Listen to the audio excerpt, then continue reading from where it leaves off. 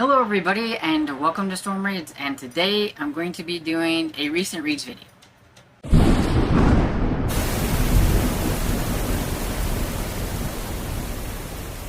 I'm calling it a recent reads video instead of a weekly wrap up because, well, it's the 13th and I haven't done anything to talk about books, and so I have 6 books to talk about, and I figured I'm just going to throw them all in one video.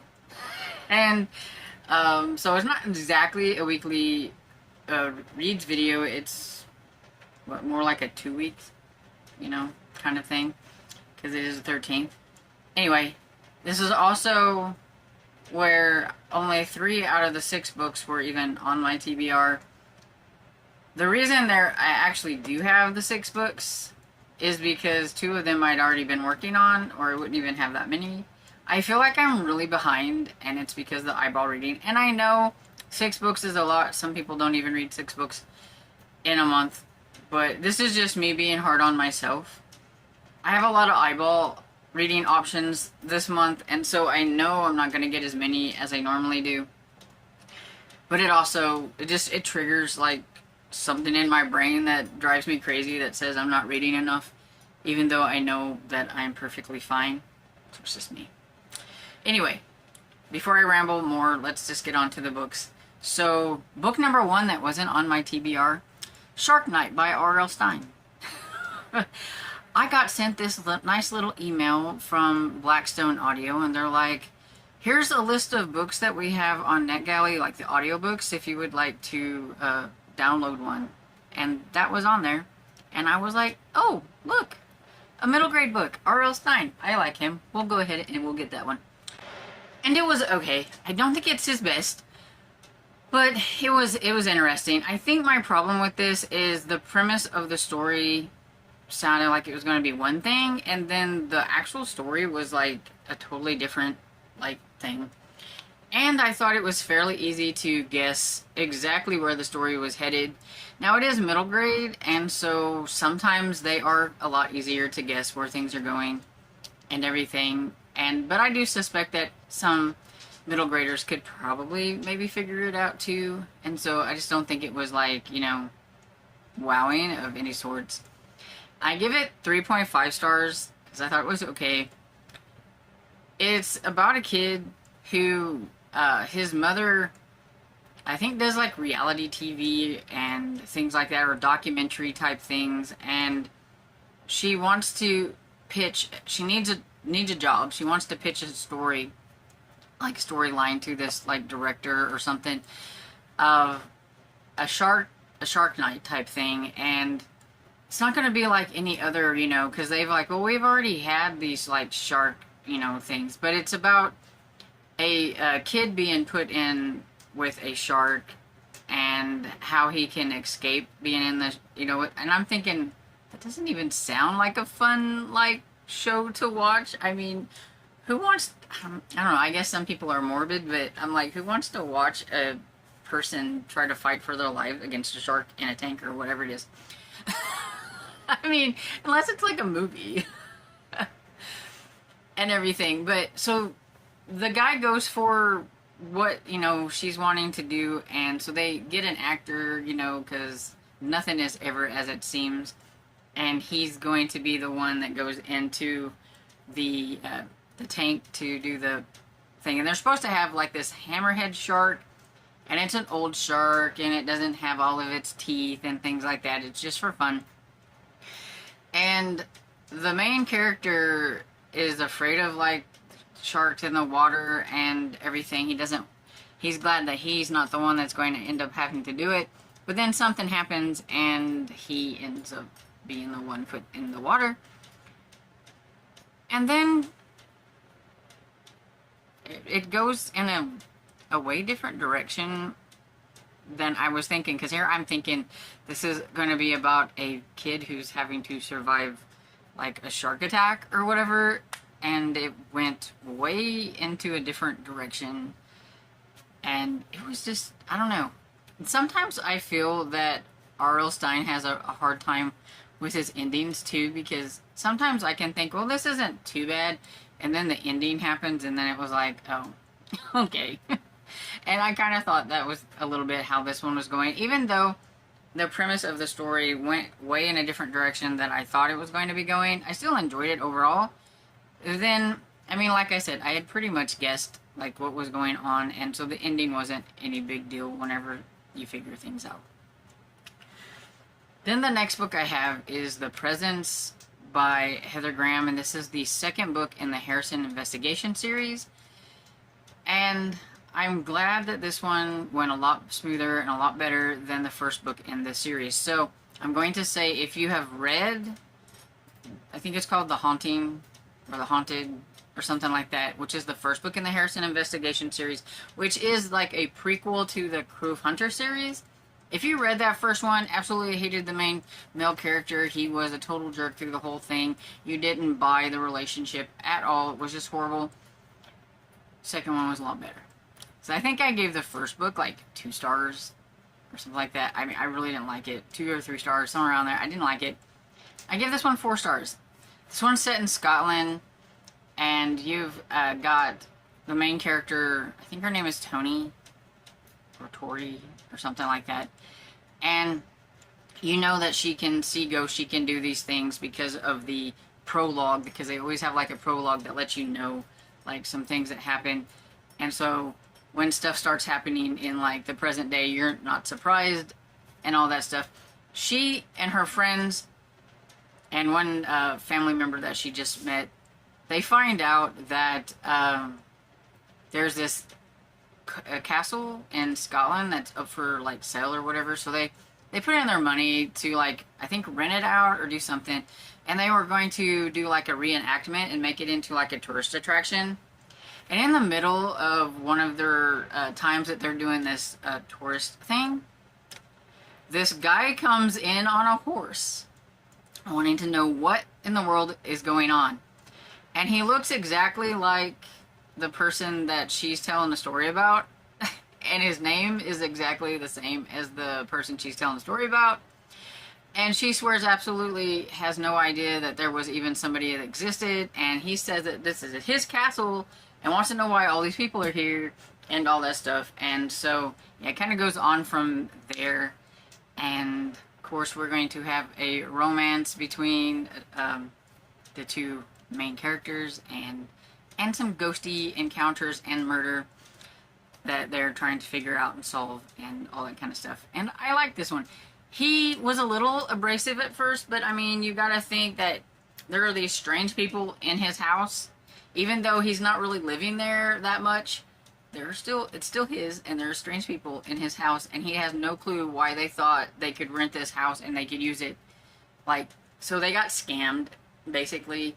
And so after his temper like settles and he kind of gets used to them and everything, and things unwind a little, he's not quite as bad. He does have a little bit of a hard time with the fact that she sees things or whatever, because not everybody is going to believe in like this ghost concept or whatever, and so I can understand that. I just don't like him being like total super jerks about it. He was a little borderline, but he was a lot better than the guy in the first one. I just could not get behind him at all. But so yeah, I like this one a lot better. So, yay! And then the next one I have is Murder and Postscript by Mary Winters. This is the second book, and I believe it's called The Ladies in Letters, or Ladies of Letter, Lady of Letter, Lady in Letters, something like that. It's number 2. I have not filled out the rest of my spreadsheet yet. I just got the names of them on here. I am so behind even on my spreadsheet, so I haven't got the series on here, but I'm pretty sure that's what it's called. It's the, I'm caught up now because it is the second book and that's all that's out so far, and I enjoyed this one. I gave it 4 stars. This one is about a lady. Is it Amelia? Lady Amelia? I think. Anyway, I think she's a countess. Her husband has passed on and she needs some things to do, and so she's kind of an agony aunt, and only a couple of people actually know that she's the agony aunt. her best friend, who is this guy, Simon, who's a Marquis, I believe, he kind of figured it out in like the first one, so he knows, but that's why I said there's only a couple that know. And so she gets herself involved usually in something that happens with like a letter or whatever. And this one, Simon's younger sister is involved in this guy, with this guy who is not really good, and she's thinking about running off, and she is writing to the agony aunt, and so he's telling her that whenever you get this letter, you need to, tell her not to do it, or whatever. And then, of course, something happens to that guy, and then his sister blames him, and so he wants her to help him figure out what's going on and everything. And you find out that this guy was not a good person, so it's a good thing that never went through, and that there wasn't that scandal. And so yeah, I liked it. And then I finally finished While Still We Live by Heather McInnes. I always say it wrong. I think it's McInnes. And this is the second book from this author that I read. You guys remember probably when I was reading Above Suspicion, and I absolutely love this one, and I gave it 5 stars. I think the difference is this one, war was just starting to break out. It hadn't actually, we weren't in the middle of any kind of like World War II war-y type stuff as they were doing the spy stuff. This one is more into it. And this one, Germany is invading Poland. And so there is a lot of war stuff going on. People that the main character knows is going to war, and her uncle and stuff is involved in that kind of stuff. And so it's definitely that much more. And so I didn't enjoy it quite as much. And I am going to talk about it in its own little review like I've been doing a lot of these. So I will save really my big thoughts about this one whenever I do that, which will probably be after this video, after I do this, because I'm behind on filming things. Anyway, moving along. The next book is Heart Song by Debbie Macomber. I started this and finished it, felt very accomplished on my birthday kind of impromptu reading sprints that I did and everything. I had a lot of fun. That's the longest I've ever been on a sprint. I started out by myself, and then I had a friend jump on there and help me out because I don't do well on my own. People said I was doing fine, but talking to myself, I mean, even making these videos is really weird. So actually being on the live talking to myself was, oh, really, I was sweating. I'm very, very introverted and everything. So yeah, I'm very shy and introverted. But yeah, so I finished that one in one day. It was on audio. It was a retro. It's one of my retro romances that I had. It is the second category romance book that Debbie Macomber had written. I'm wanting to try to go down the line if I can find them, and see how her writing progresses, because I hated book 1 that she wrote. This one I actually enjoyed more. I gave it 3.5 stars. It still had a few problems, but it was a lot better. This one was first printed as a silhouette inspirational, so it is more of a Christian fiction, though I feel like it was a little different than the Christian fiction you get now, and it could be because of it's the 80s. I don't know, but I thought it had like a teeny bit of a secular edge to the Christian. Anyway, not like people today, like, and it's always, genres are always changing, and what you can get away with and what you can't get away with sometimes, especially within, like, I think the Christian genre and everything. So, take that with a grain of salt. But I did think it was a lot better. It does talk about God and stuff like that. So, like I said, it is inspirational. And so I just want people to know that. But if you are somebody that likes like a clean romance and everything, and it wasn't bad. I mean, it had like a few hiccups here and there with the main character and their get-together things and not telling the truth and stuff. I don't. The guy got mad at her for lying about something, and then he ends up doing basically the same thing, and then gets mad at her because she, like, so it had those kind of issues. But overall, it wasn't bad, and it's my only retro romance that I've read so far this month, so I'm a little bummed because, like I said, I feel like I'm super behind.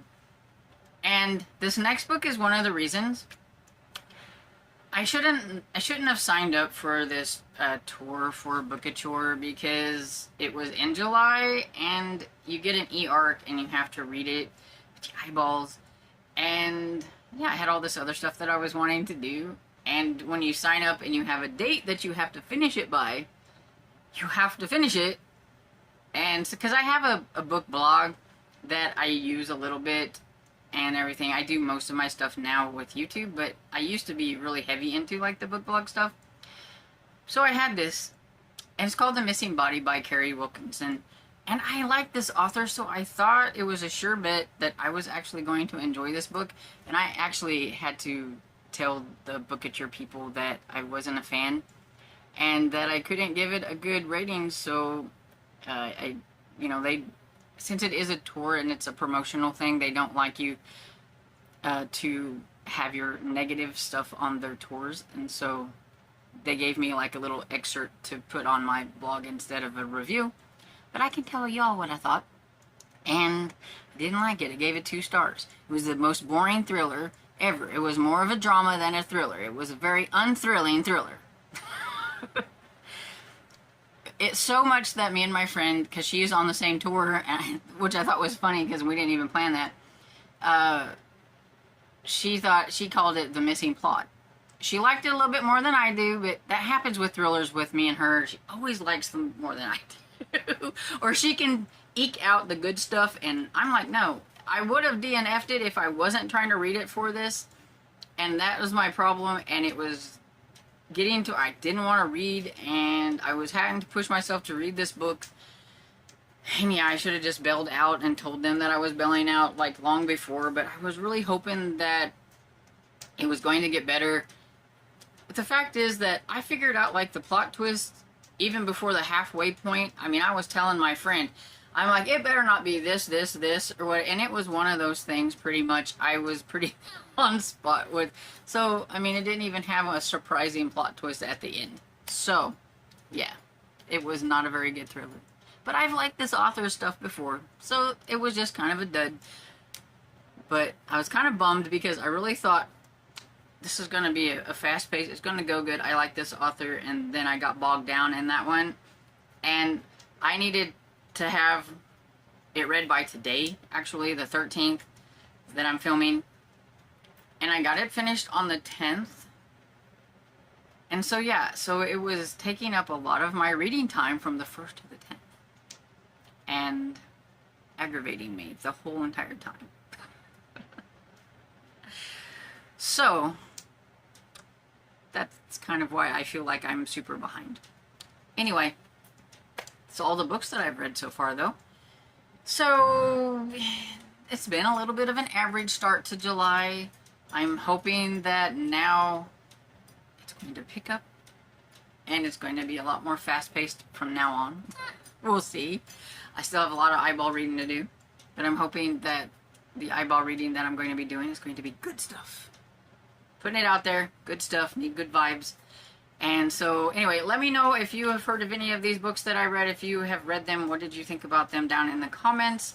Let me know what were some of the books that you've read so far this month that you would like to highlight so I can add them to my TBR.